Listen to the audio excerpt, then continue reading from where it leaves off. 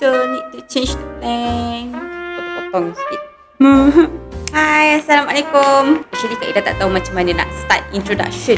Kalau kata dah macam going to the point, Kak Ira okey dah. Cuma dia macam nak masuk introduction tu macam formal ke, ceria ke. Okay, tak apa, nanti Kak Ira decide. Okay, so basically Kak Ira nak ucapkan terima kasih sebab tonton Kak Ira punya video. And don't forget to subscribe sebab information yang Kak Ira share ni mungkin dapat bantu awak yang selama ni mencari apa makna hidup. Sebab kemungkinan awak rasa macam makna hidup saya ni adalah lebih kepada makan je. And sampai satu tahap macam sampai beberapa tahun ataupun beberapa hari saja dah makan pun dah macam bosan. Saya rasa sebenarnya saya nak cari erti hidup yang sebenar. So, siapa-siapa yang mencari, don't forget to subscribe. Thank you for watching. I hope video kali ni dapat memberi makna kepada awak. So, let's get to the point. Okay, so yang pertama yang Kak Ira rasa macam kenapa awak rasa macam dah scroll handphone, tengok apa-apa shopping app, tengok movie, dalam movie 2-3 jam. Memang masa 2-3 jam tu awak rasa macam fine, kelakar, memang ada story kat dalam cerita tu. Tapi bila dah lebih daripada 3 jam dah habis cerita tu, awak akan rasa macam apa nak buat rasa macam tak tahu nak buat apalah hari ni. Siapa rasa macam tu? Kalau rasa macam tu, maybe you boleh share dekat komen. Contoh, you tengah tengok movie, tiba-tiba habis movie tu you rasa macam nyampainya bensin ni hidup aku. Macam tu. Kalau awak rasa macam tu, maybe boleh share dekat komen so that kita boleh faham sama-sama apa yang awak cari sebenarnya. Okay, so basically kebanyakannya orang memang macam tu. Kebanyakannya memang dah mula rasa yang macam bila dah tengok movie lama-lama, and some point dia akan rasa bosan juga. That's why Kak Ira nak kongsikan apa yang you all boleh cuba.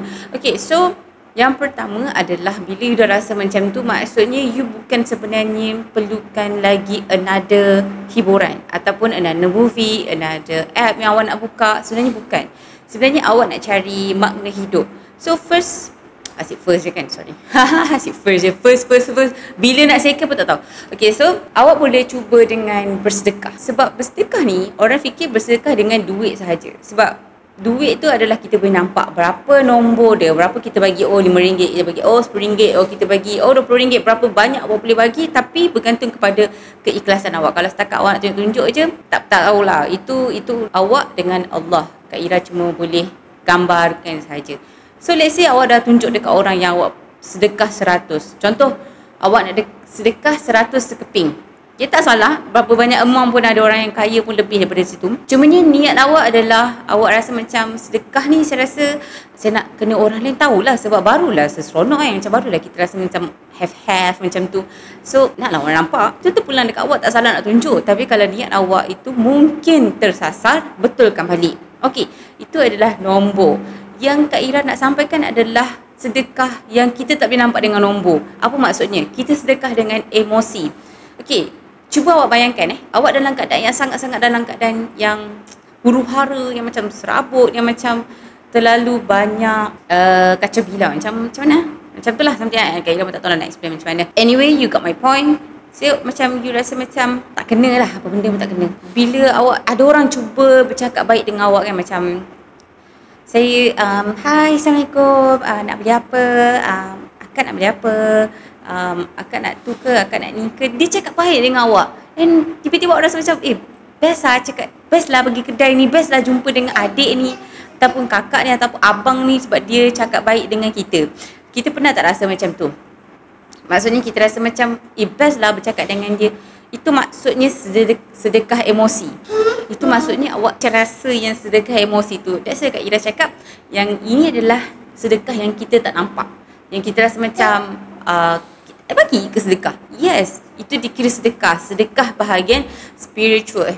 Macam bukan. Sorry, itu adalah sedekah emosi. Maksudnya emosi tu kita bercakap baik dengan orang. Bila kita bercakap baik dengan orang, kita rasa macam, kita rasanya rasa macam berbunga. Pernah tak awak rasa yang macam, okay, untuk kali ni saya sedekahkan ilmu ni untuk awak. Macam orang bercakap dekat kita, yang cara baik kita sampaikan dekat orang, yang membuat orang tu rasa seronok, yang awak bagi sedekah. So kat situ yang kita akan rasa macam kita rasa macam mood kita ni, okay, so mood kita ni kita akan rasa macam have fun. Kita akan rasa macam mula seronok semula. Bila awak rasa kosong kan, awak cuba buat baik dengan orang. Maksudnya, okay, kalau tak nak buat baik dengan orang, rasa macam malu ke tiba-tiba kan, apa kan. Okay, so macam rasa segan sikit ke apa ke.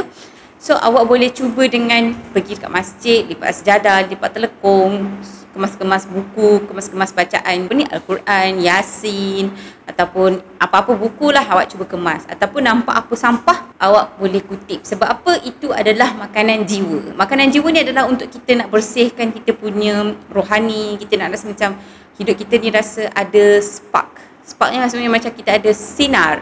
Rasa macam, ya, rasa macam best. So macam itulah. Okay, so that's about it for today. So Kak Ira harap awak dapat sedikit input yang boleh membuatkan hidup awak rasa bermakna semula.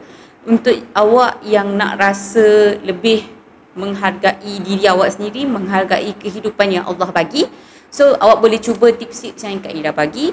Hopefully awak dapat sesuatu daripada sharing Kak Ira ni. Okay, so by the way, don't forget to subscribe. Maybe awak boleh share melalui komen apa yang awak rasa bila awak dah bersedekah secara emosi.